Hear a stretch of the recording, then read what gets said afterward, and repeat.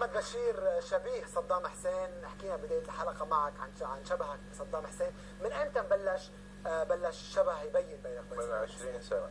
من 20 سنة. ايوه.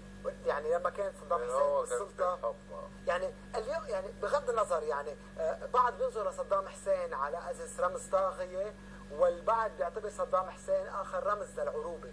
ايمتى كنت تتماهى معه وتقول انا بشبهه وكنت تتماهى معه؟ لو ما كانش ضرب الكويت. يعني قبل حربه على الكويت كنت تتماهى مع صدام حسين؟ لا، ما كنت مش يعني ما كنتش باين يعني ما كانش حد يعرفني بالمحيط العائلي الشبه. نعم. بس ايمتى بلشت الناس تلاحظ؟ بعد القبض عليه. ليش الشبه ما كان مبين واضح قبل؟ كان مبين واضح، بس كان هو موجود الاصل. نعم.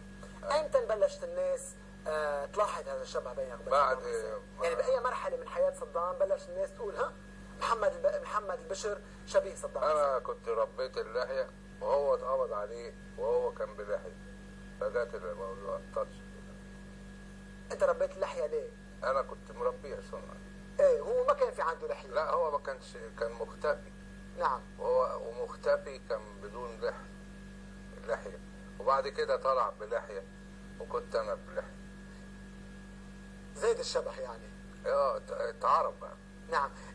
محمد، يعني اليوم انت بوقت عم نحكي بمرحله سقوط نظام صدام حسين، يعني كنت انت بتشبه صدام حسين، كيف كان الناس تتعاطى معك في شوارع القاهره؟ وكان صدام حسين مطلوب وقتها. يعني كنت استغراب، يعني في كانت ناس ما كانتش بتصدق ان انا مش صدام. كان في استغراب من الناس، وفي ناس بتسأل عن الجنسية. شو تقول لهم؟ بقول لهم انا مصري، وانا مش صدام على طول ولا اخوه. صار معك مشاكل امنيه بالوقت اللي كان العالم يبحث عن صدام حسين؟ اول حادث تعرضت له طبعا، رحت للامن وبلغت عليه. شو صار معك؟ بعد ما احد المجلات العربيه كتبت منشط بصورتي كبير، قالت ظهور صدام حسين في الاسكندريه. هي مجله اماراتيه، وكانت بتعمل اعلان في التلفزيون بنفس بالصوره والمنشط.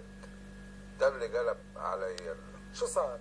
بعد كده، بعد منها ب3 شهور، انا شغلتي مقاول معماري. نعم.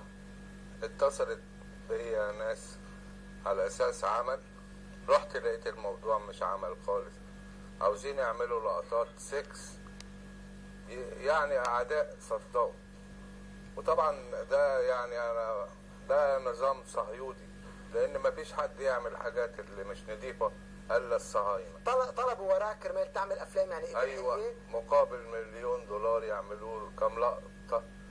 انه على اساس صدام حسين يعني عم ايوه، على اساس يبينوا ان راجل للي انت بتقول ان هم بيحبوه وبيعتبروا رمز العروبه. اهو طبعا انا برفض الكلام ده، مش لو $1,000,000، لو اعطوني بوش في سلسله. نعم. ب 30 ديسمبر 2006 بعد تنفيذ حكم الاعدام على صدام، كيف تغيرت حياتك؟ انا بالعكس، دي يعني الشرع هو ما فيش حد بيختار شكله ولا امه ولا ابوه، دي حاجه من صنع الله. لكن ده اثر عليا كتير. كيف اثر عليك؟ يعني اصبحت تهديدات، لان انا بلغت. متى كان نعمه